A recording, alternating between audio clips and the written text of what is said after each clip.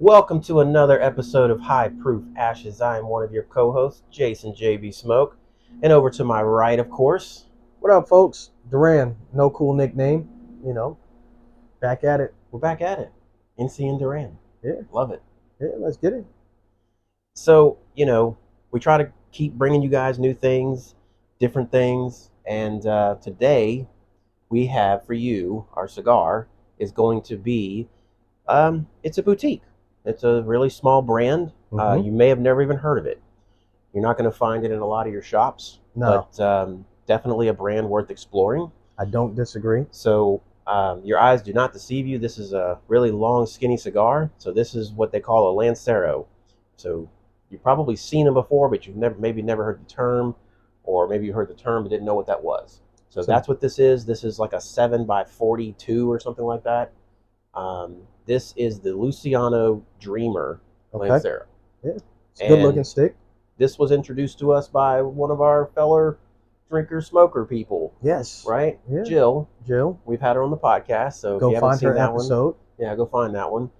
But she was the one that actually found these and bought them and handed them out to us, and I loved it and went looking for it. Okay. So, me and Lanceros have a love-hate relationship. Understandably. This is not a low maintenance cigar. Low maintenance cigar. This is high maintenance, right? Yeah. Like this is the beautiful woman that, if you leave her alone too long, she's gonna find something else to do. Right, yeah, exactly. But it's a trade-off. It is. Right? So you're gonna get a lot more wrapper to filler binder. Yeah. A lot more flavor. A lot more of the flavor from the wrapper, which the wrapper tends to have the most flavor. Absolutely. But they usually, only use like, 1 or 2 layers worth of it, right? Mm-hmm. So with something like this, you're going to get a lot more flavor from the wrapper. Absolutely. Don't disagree. If there's a cigar out there that you really like in a normal Robusto, Toro, Vitola that they make it in a Lancero, you should totally give it a try because it will be different. Absolutely. Don't disagree. There are plenty of cigars out there that, you have one experience with smoking a Robusto, and then you go to a Lancero, and it's a completely different experience and a different taste profile. Absolutely. Because there's just more wrapper binder. But yeah, that being said, I look forward to giving it a shot, and hopefully it cooperates with me tonight. No putting this baby down. No, definitely not. We're going to smoke right through that. But our spirit, is this a criteria bottle? No, I don't think so. I think it's a little bit more than the price point. Is it really? I think so. Okay. But it's close. So McKenna is a bottled in bond. So definitely 4 years. So it's definitely 4 years old. Actually, this one says age 10 years. So this is the McKenna 10. Oh, age 10 years. I always forget that. You're not necessarily a fan of this bottle. I'm not. But I'm not necessarily a fan of Heaven Hill, really. There's only a couple of Heaven Hill bottles that I really enjoy. But outside of those, I'm not a huge fan of Heaven Hill. I'm the complete opposite. Every time I see this bottle and it's available, I buy it. And there's a ton of people who are huge fans of it. I like it a lot. So it's aged 10 years, 100 proof. I think it's a great pour. I want to say it's around $45, $50. I can't remember exactly, but I think that's where it's at. It's just right over the point of being a criteria bottle. And if we need to mention criteria bottles again, 4 years old, 100 proof, under $40. Right. That's our criteria. It's not everybody's criteria, but that's us. We look for new things that are inexpensive. That it's a decent criteria to try to find those 3 things in combination. To make it affordable, taste good. And we feel like the 4 years is a bare minimum. Most things under 100 proof, we're just kind of about. And then the $40, like we don't want to break the bank. No, and this is a true fresh crack. This bottle is not open. Yeah. So at all. Neck pour. Let's just crack her open. All right. And this is a bottle that's just been around like forever. Yeah, right. And like for it to be at least 10 years old, they've got to have quite a bit of it in the stash. So, I mean, they've been making it for a while. Yeah. Right. Yeah. They definitely have. So I'm gonna get a decent pour here. This is probably my last pour for the night.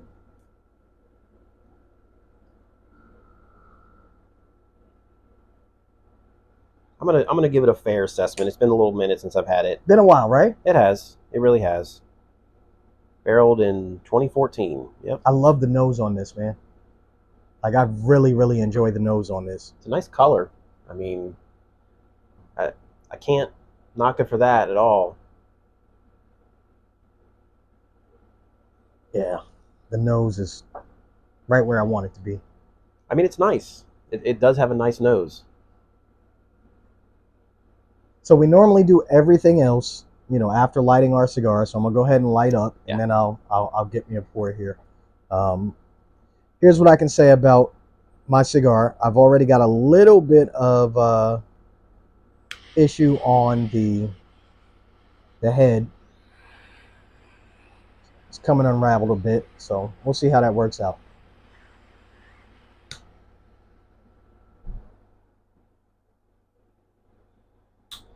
Ooh, that's smooth. That flavor comes through immediately, man.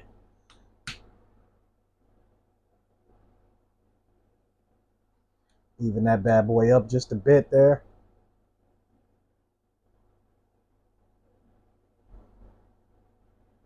Ooh, it's like oaky. A little bit of like firewood almost, like a char. I can give you that. The one thing that Lanceros, I always feel like it's a much tougher draw, right? Like, from what I like. Really? Because Yeah. I mean, this is a great draw. I mean, for it's me. a good draw. Yeah. I'm not gonna give you great. It's a good draw. Okay. It's a good draw. Mine's pretty good.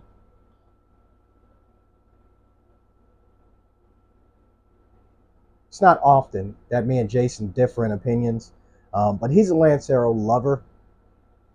I'm a Lancero fighter. I do love Lanceros, just because I appreciate them. How about that? I do too. I appreciate the Lancero just because I know that, like, when it comes to the rollers, the rollers that It's roll your much normal more stuff, difficult. they don't roll this, right? This takes a special skill set. Yeah, no, to roll it's difficult. This, you know, and they're also they're not out there. Mm-hmm. You know, the selection of Lanceros is very small. Yeah. And that's a combination of the rollers and the market. Just people don't buy them. Yeah. So I'll say this: when it comes to Lanceros, ladies, don't kill me for this. 65-70% of the time, you're gonna see women smoking Lanceros. Sure. Right? Yeah. Like, you don't see a lot of men. There's a stigma. I mean, go after Lanceros. There is a stigma, no doubt. Yeah. Same thing with like big ring gauge cigars. Like, guys tend to stay away from, you know, monster ring gauge cigars. I can't think of any. So here's my problem with huge ring gauge cigars. It's way too much tobacco for the time frame allotted. I'm gonna be honest. I've never seen a skinny guy smoking an 80 ring gauge cigar. It's always the big guy in the room, right? And I don't mean like he's fat, right? He's a monster, right? Like, he's 6'7". Yeah, he's a big guy. 290. Yeah, man. You know, like a monster. Those are the guys smoking your huge ring gauge, right? Yeah. Those, like, I've never seen, you know, a 5'6" $120 guy smoking a 80 ring gauge he cigar. didn't name me specifically because I'm taller than 5'6" and I weigh more than 120. So, you know, we ain't talking about me. I'm going extreme, but I'm making to make a point. But yeah, I have never seen, you know, some small guy or small person really, you know, smoking these big ass ring gauges. No, definitely not. You know, and those big ring gauges, man, they canoe. They canoe like crazy. Like, you talk about having to fight something. Mm-hmm. Like, those are just a different fight, but just as much of a fight as these are. Because they burn weird. Yeah, they burn weird. They burn weird because it's just so much tobacco stuffed in, you know, that damn wrapper and binder. You know, we've got a friend that loves the JFR Lunatic, right? Shout out to Doc. Yeah, we ain't gonna put your real name on the camera. He loves that 60 ring gauge, man. He loves them monsters. Yeah, he wants that inch. You know, pause. We're not hating, bro. No, not at all. I mean, you like what you like, and that, I mean, that's totally fine.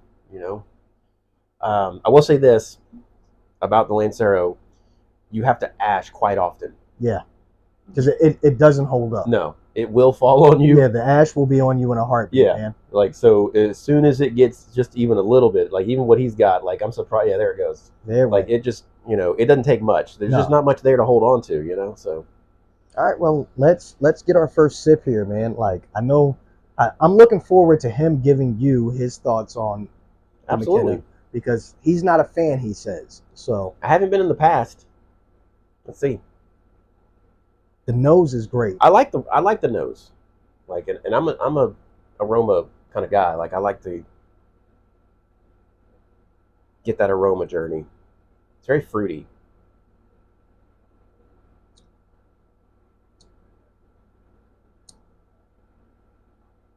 That's just what I want, bro.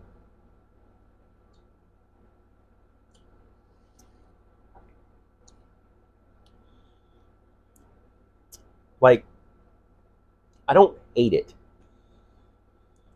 but it's lacking something on my palate.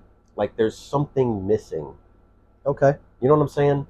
So, like, that's when I say it's not for me, it's like there's a piece of the pie missing, I guess is the best way to describe it. Right? There's something, like, I'm getting all the pie, right? And then all of a sudden it just stops and there's a slice just missing.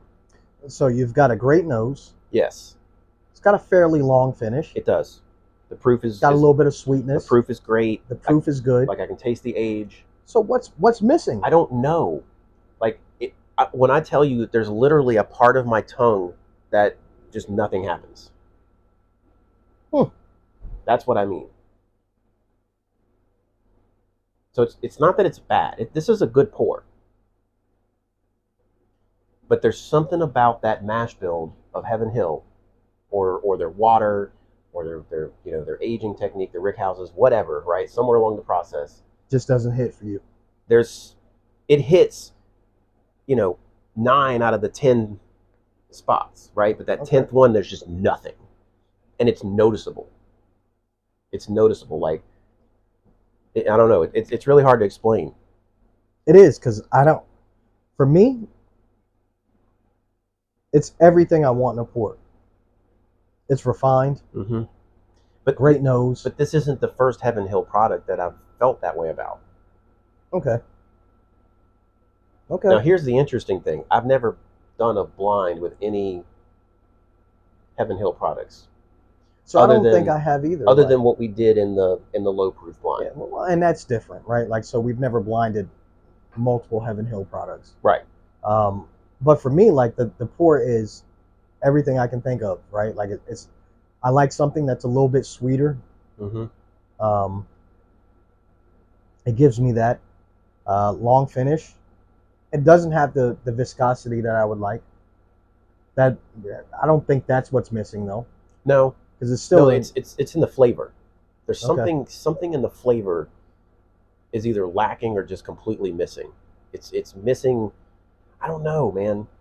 And I get it that, like, bourbons and whiskeys and you're going to get all these different flavor profiles and all that sort of stuff. But there is just something lacking on the palate that is noticeable to me, that just is like, by the time I get through all the entire palate, I'm just like, that's good. Okay. Like, just doesn't do it for you, though. Right. Good. I get that. Can't be mad at that. I mean, it is what it is, and like, it's not a terrible thing that there's a distillery out there that I'm not heads over heel about. Right. Like, I mean, so the other stuff that I really like from them: Larceny and Elijah Craig. Yeah. So those are great. I like this better than Elijah Craig. The standard and, like, I was going to say, what about the barrel proof? The barrel proof is not the same.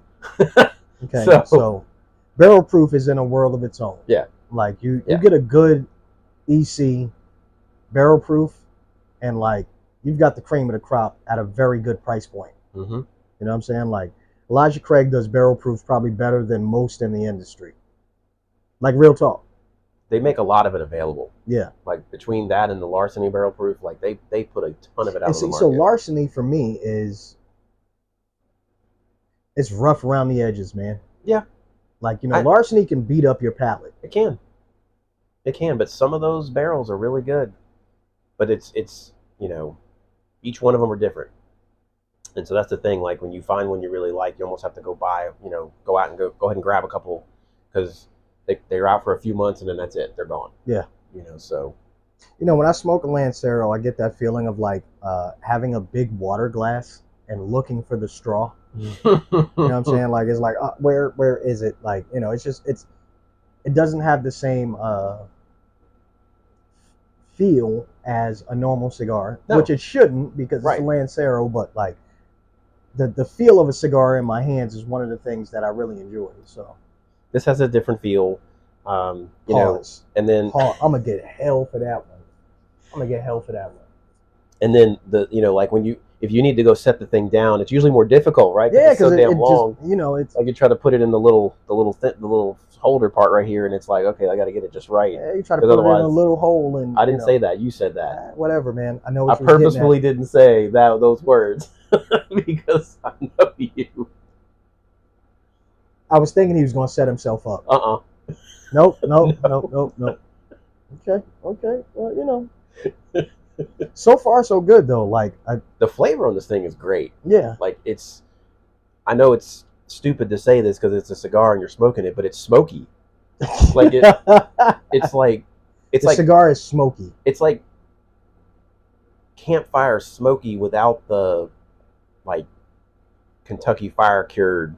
That's where I was going to go. Kind of flavor. Like it doesn't have you've that. Got like some.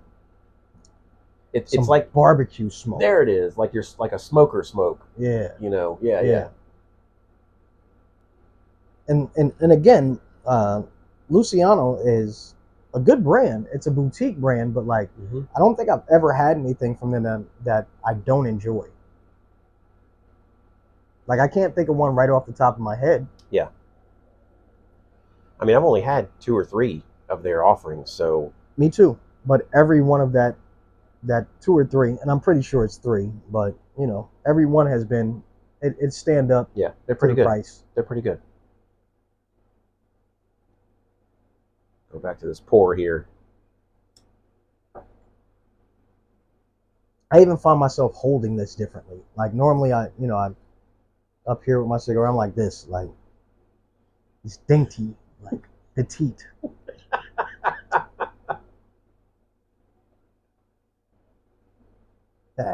You can hate me now.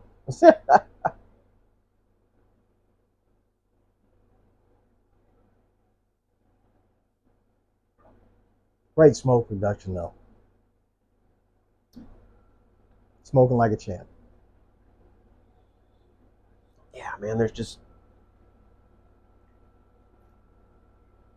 It's like when it gets to the back palate, it just dies, just falls flat.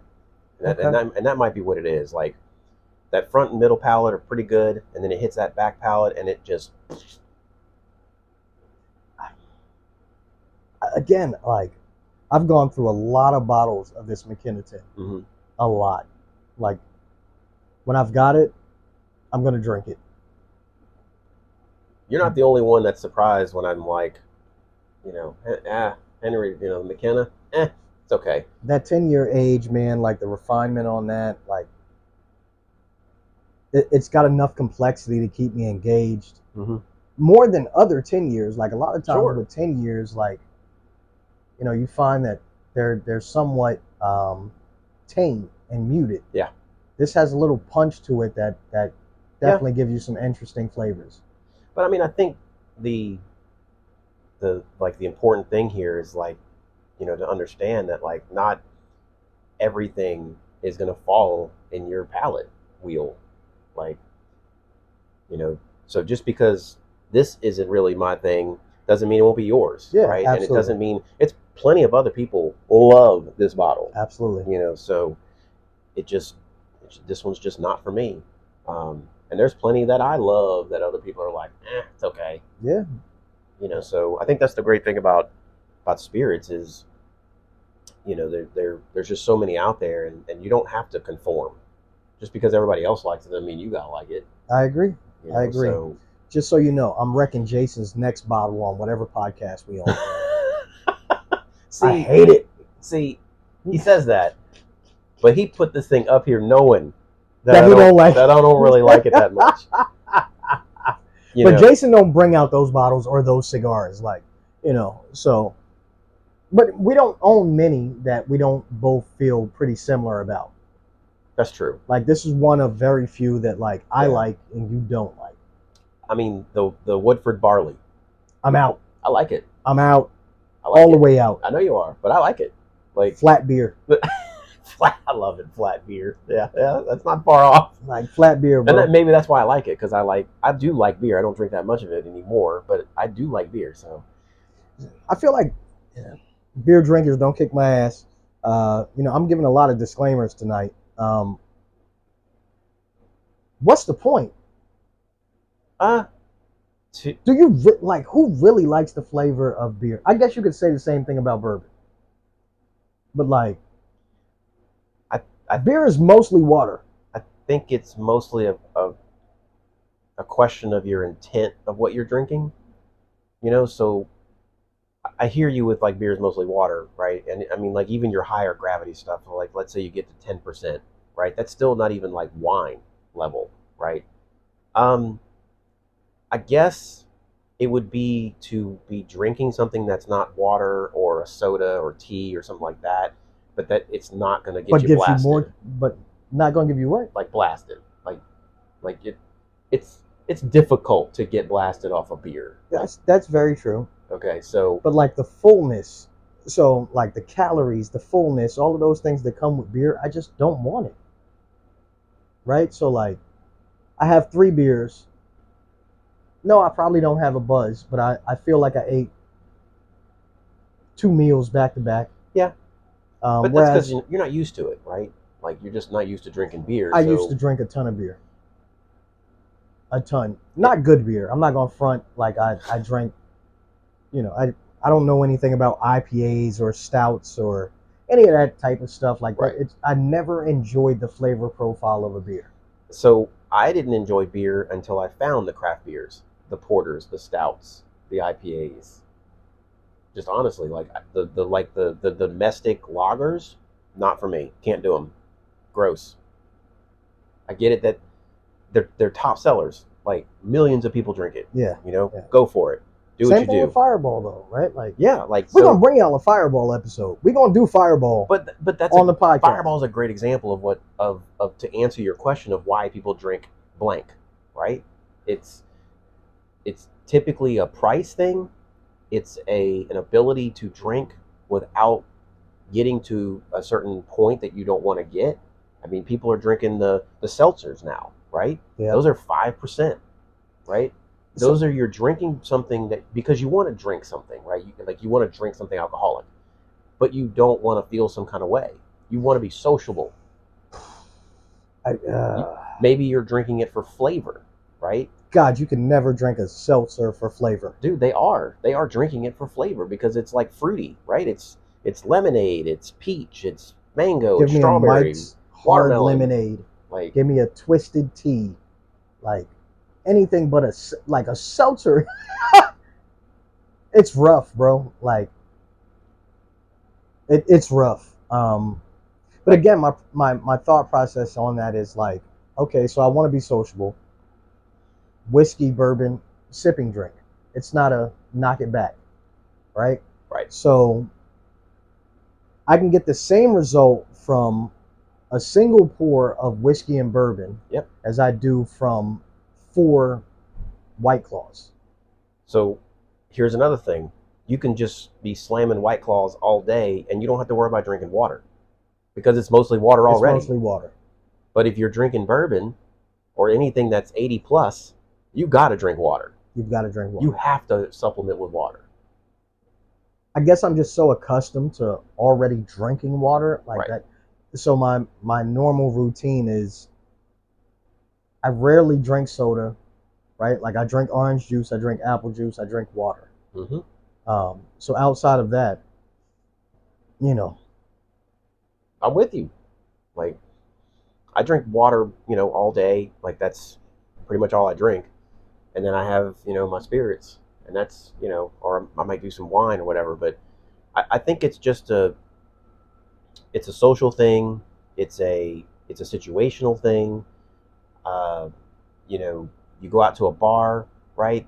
They all have the seltzers or the wine coolers or whatever other thing that you sort of grew up drinking, blah, whatever, quote unquote. I mean, so there's Mad Dog 2020. Sure, like yeah, man, the malt Boone's beverages, Farm. Boone's Farm, man, malt beverage. Like, I think a lot of it is generational. I mean, a lot of it is generational. You pull somebody up that's like, say, 25 years old, and they're gonna say this is that's grandpa's drink. Yeah, yeah. Right? That tastes gross. Right? Yeah. So it's a generational thing, it's a taste thing, it's a getting drunk or not kind of thing. We don't drink to get drunk, but there's plenty of people who drink bourbon and whiskey to get drunk. Yeah. And they're buying the $12 bottle, or they're going to the bar and getting just tore up. Yeah. You know what I'm saying? So that Jack number 7. Yeah, man. Like, so everything's out there for someone, and there's a lot of different groups out there, and we're just in the group of the sipping bourbons and whiskeys, just sipping spirits in general. Again, I may have told this story already, but like, I'm so happy. I just recently went back home to New York for the 4th of July, and my cousin, who 3 months prior to that, March, we went up, and I ordered everybody at the bar a round of bourbon, and he just gave me hell. This is terrible. It's awful. It's the worst thing I've ever had. Why would anybody drink that? Blah, blah, blah. I come back 3 months later. Lamar, I'm talking to you. L. Diddy, I got you. I come back and he's like, cuz I was wrong. My friends got me to slow down, try some bourbon. And this is where it's at. Like, I mean, if you take the journey, there is something in the bourbon whiskey line for everybody. That's absolutely correct. Everybody. That's absolutely correct. I mean, at this point, they have flavored bourbons. I mean, but let's just call it what it is, right? They can call them finished all they want. They're flavored. Yeah, they're flavored. And I mean, they're out there. And I mean, some of them just straight up say flavored, right? But I mean, Fireball, that's flavored. I mean, it's a low proof spirit that has that, cinnamon flavor to it, and people can chug it. What is the proof on Fireball? I think it's 80 proof. I'm actually not sure. It might be less than 80. Dude, he thinks I'm joking. Like, I'm gonna pull up with a bottle of Fireball and we're gonna do this thing. I mean, let's go. We're gonna do it. We've done all kinds of weird, crazy shit. Fireball. We're gonna do White Claws. Like, we're gonna go through the gambit of White Claws. Like, you can't buy White Claw individually, can you? Like, you can't buy individual flavors. No clue. Me neither. No clue. I'm sure you can buy a variety pack. If I can buy a variety pack, like, I'm gonna buy it, and we're gonna line them up, and we're gonna taste each one, and we're gonna pick our favorites, and we're gonna give our thought process. Try really hard to hold on to our man cards. John, that was for you, man. Oh, that's great. Yes. John, that was for you. I mean, so, like, there's something out there for everyone, and there's something out there for every situation. People are at different parts of their life, both socially and financially, and I mean, a 6-pack of White Claws is like $6. It's how much? Like $6, man. I mean, or like $8, whatever it is. Like, they're cheap. Okay, so let's say you're buying White Claw for the fact of it's inexpensive and you're trying to get a bit tipsy. But I don't think you are. I don't think you're buying White Claws to get tipsy. Okay. Like, I just don't, like, that's 5% alcohol. You realize how many of those you'd have to drink to... Then why not drink water? Because you don't want water. You don't want just water, and you don't want just, like, a soda or just tea or just a juice or whatever, right? Like, my thing is with the White Claws and the hard iced teas and all that stuff that's out there, like, you can literally make that shit yourself. Like, you buy the base, and then you just go get a bottle of fucking Everclear. If you went extreme, no, I'm just saying it would take a quarter of an ounce of Everclear. Pour that in your glass. You just made a fucking hard lemonade. Yeah, but like, bro, like All you got to do is get to 5%. Everclear is still, like that's up there, bro. But I'm saying, if you put in just enough to make your drink at 5%, what's the difference? I don't know that you could ever get to 5% with Everclear. Like, is it 90% juice or seltzer and like? It would be I did the math in my head a while ago. So like a 12-ounce drink with 5% alcohol, if I recall correctly, has half a shot of pure alcohol. See, half an ounce. That's it. And that entire 12 ounces. I don't think White Claws are 12 ounces. Well, okay, maybe they're not, but I was thinking of a beer, right? Okay. Like a 12-ounce beer with 5% alcohol has half an ounce of alcohol. Is a beer normally 12 ounces? Yeah. I thought it was 8. No, it's 12. You can tell I don't drink beer. Usually. Unless you go crazy high gravity, then you go pints. But yeah, I think the White Claws are like 10 ounces. But man, we about to look this up, bro. Like, now you got me questioning my whole existence. But I see these questions. I see these commercials on like, twisted iced tea and like, the simply spiked lemonade and all this sorts of stuff. And I'm just like, you can just, like, you know how cheap tea is to make? Like, you can make a whole ass gallon for like $2. Like, it costs nothing. And in a whole gallon, you're talking like 4 ounces of alcohol. Like, that's it. Yeah, White Claw is 12 ounces. Okay, so there you go. Like, I'm just saying, you can make it. And a White Claw is nothing more than club soda with some kind of like flavor. Fucking Mio fucking squirt flavoring in it. Yeah. And a half ounce of fucking alcohol. And you just made a White Claw for nothing. Shake well. Well, you can't shake it because it's carbonated, but so you stir. But I get do something because if you put that damn alcohol on top, so whew. It's a convenience thing. It's the only thing I gotta figure. Like, it's a convenience thing, like. Yeesh. All right, well, time flies, man. Like, we got to talking about White Claws and we went on a tangent. Twisted Teas. I'm really enjoying this cigar. I see that. Like, he's not enjoying the bourbon though. I'm not going to say I'm not enjoying it. I just don't love it. It's just not something that I would go buy. We can't do this podcast anymore.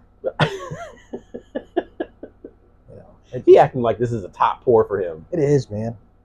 It's not. It's not. I do enjoy the aroma. I do enjoy the aroma. That's not saying much. No, for me it is. Like, because the aroma for me is really important. It's really important. Like, the aroma's more than the taste? No, of course not. But it's an integral part of the experience. Okay. I get that. So when you're smelling, you want to try to like smell on each nostril separately, because each nostril you get a little bit something different, right? Yeah. Right brain, left brain, all that type of stuff. I guess. I don't know. Probably not. Sounds plausible.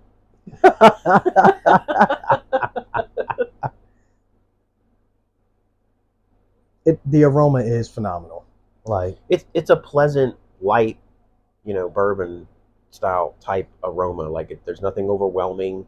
It's floral. It's sweet. It's a little bit oaky. Mm-hmm. It's not proofy at all on the nose. Well, Jason is already in his final thoughts, so we're just going to let him keep going. Oh, okay. I mean, so listen, just because this isn't for me doesn't mean it's not going to be for somebody else. Like, they haven't been making this for whatever 30, 40 years for nothing. Like, agreed. So and hats off to them for sticking with a 10-year when a ton of these companies go 8, 7, or 4 in some cases, right? So hats off to them for sticking to your guns and saying, nope, this is going to be a 10-year bourbon, and that's what we're going to do. But the flavor, there's just something lacking in the flavor for me that just, like I said, and there's something that just falls flat, that just makes me want something more. There's just, like, I don't know, there's something missing. I don't know what it is. I can't explain it, but. Well, give us the final thoughts on the cigar.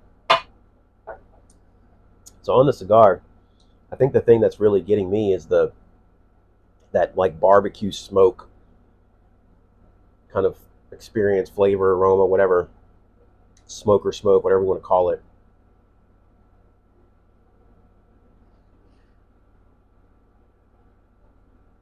Yeah, it's just really nice. Um, I might actually have to relight. I might have put this thing down too long. I was thinking the So same. a little cheat that you can do, especially with a Lancero, is if you purge it, it's actually still lit, just not enough, Blow right? out. So if you purge it, you blow out for like 5 seconds.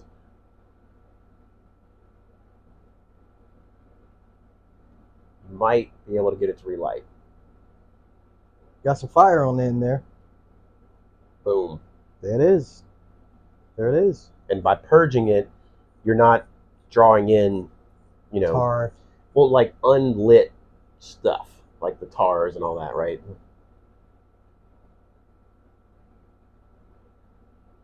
So the last thing I'll say is just about Lanceros in general. You might think this is a quick smoke. It's not. It's not. This is an hour plus to an hour and a half cigar. You know, unless you're just steadily just puffing on it, right? It's going to go well over an hour. Yeah. And I think that's something that's really really cool about a Lancero is like you think it's going to be short, but it's really not, and you're just getting tons of flavor. Yep. But that's what I got. How about you? So I'll start with the cigar. Super flavorful. This Lancero is a bit stronger than some of the others I've had.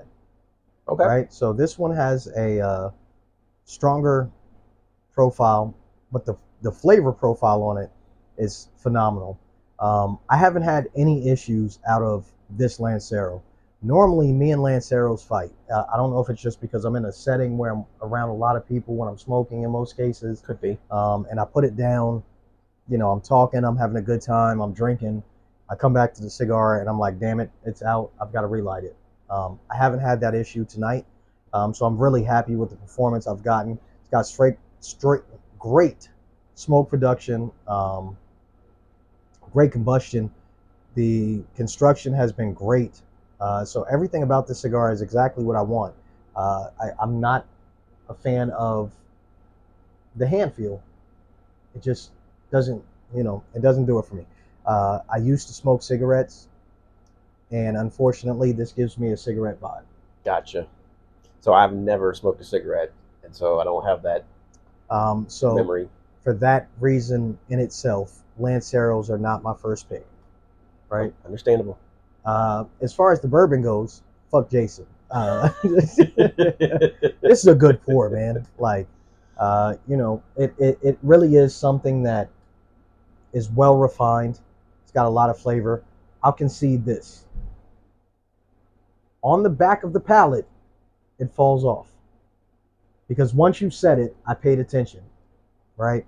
The initial flavor profile, very, very good, right? Like it gives you some sweetness. It gives you a little bit of caramel, a little oakiness, some floral notes. But then you don't get that long finish that you get with some other things. Like, so it kind of dies off on the palate a little bit. You got to revisit it more often than some other things. That could just be the 10-year age.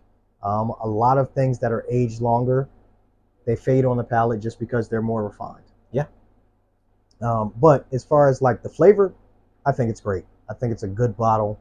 I think for 10 years aged, 100 proof, price point of $45, it's hard to beat, man. Like, especially because a lot of places that you walk into are going to have this bottle on the shelf, readily available, and you can purchase it. And it's a great price for a 10-year bourbon. Absolutely. Like that's, normally this would cost you twice as much. Absolutely. So, I think it's a crazy price for. I think it's a bargain buy at 10 years, 100 proof, bottled in bond. I'll give it that. I think it's a good pour for that purpose. With that being said, we're gonna wrap this thing up, man. Listen, y'all make sure to like, comment, subscribe. I know we say it on every episode, or almost every episode, but like you making sure to like, comment, and subscribe gets our content to other people, right? People that might not have seen us, who might not enjoy cigars and bourbon, it gets it out there to them. Make sure to hit the notification bell so that you get notifications when we drop new content. With that being said, I am one of your hosts, Rand. No cool nickname. I'll make sure to put some smoke in the air. My partner. Jason JB Smoke. And we'll see you guys on the next one. See ya.